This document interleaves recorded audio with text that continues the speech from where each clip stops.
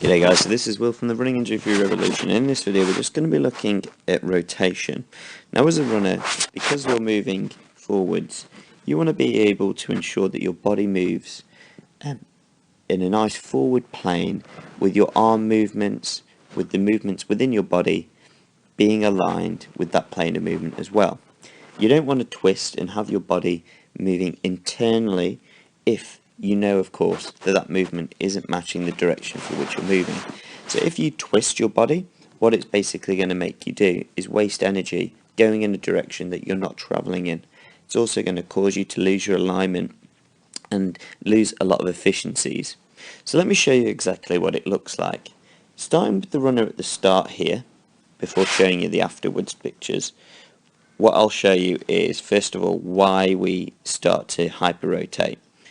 So I mention this a lot, but if somebody's head and hips are level here, then basically what's going to happen is this upper body isn't going to create movement. So this position here isn't where the movement's going to come from.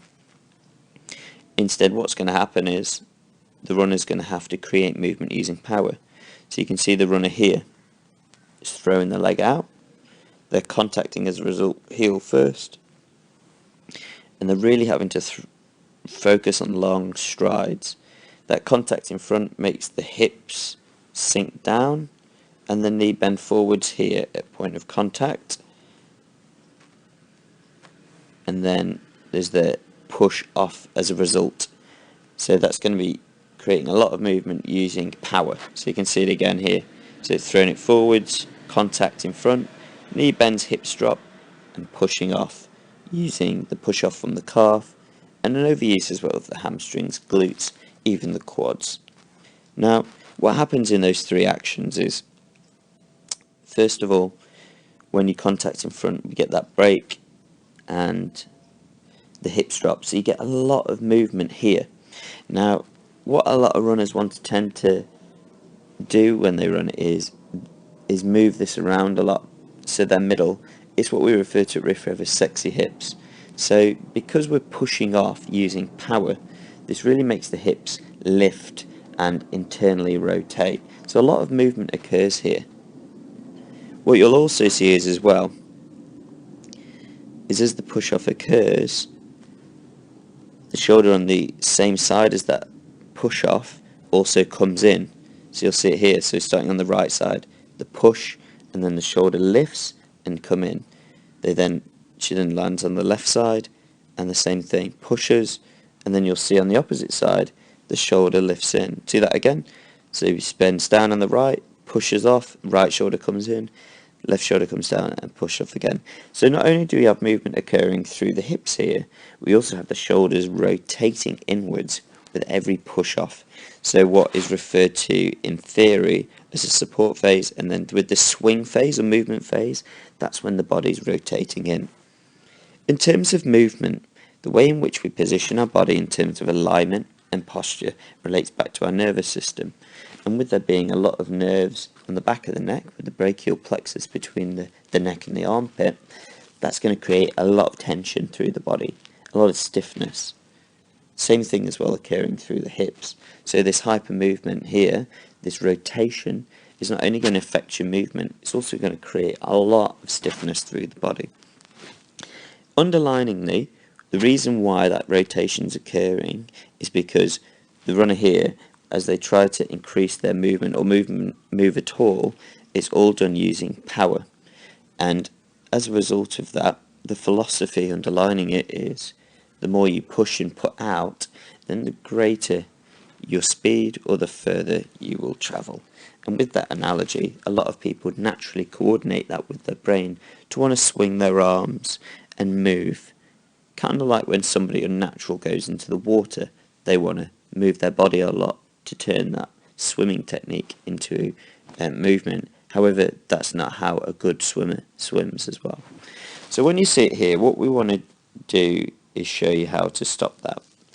Basically, if you can create movement using your body position, then you don't have to swing your arms, you don't have to move your hips. So here, because she wasn't, as we mentioned right at the start, creating movement using a body position because of this straight position here between the head and the hips, then that's why all of these things were occurring. The difference here is when the runner hits the ground, she's straight from head to toe, whereas that is obviously not happening here. Because she's straight from head to toe in one column position with excellent alignment at an angle of around 7 or 8 degrees from 90, it means that she can create movement naturally forwards using gravity. Whereas at the start, because that body was straight, she had to rely on power. And it was that using of power which made the body rotate.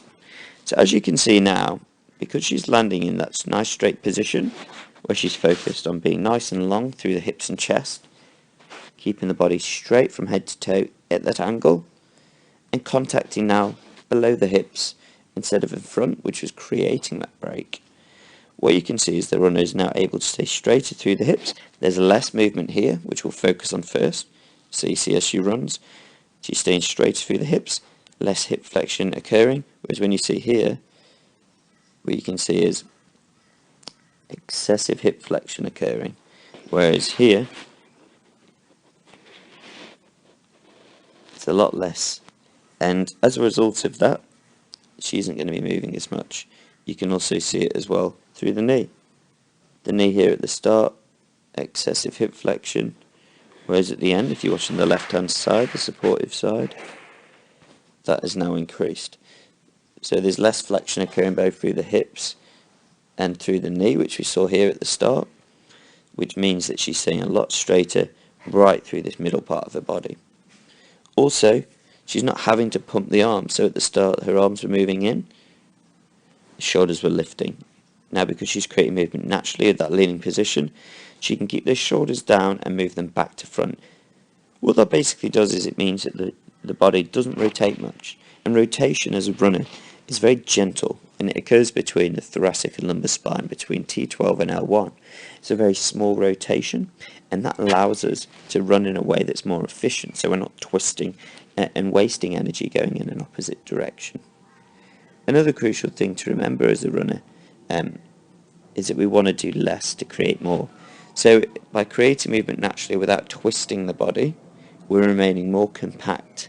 And that's exactly what you see with the ultra elites. They move very little, but every bit of movement they use is efficiently turned into forward motion or speed.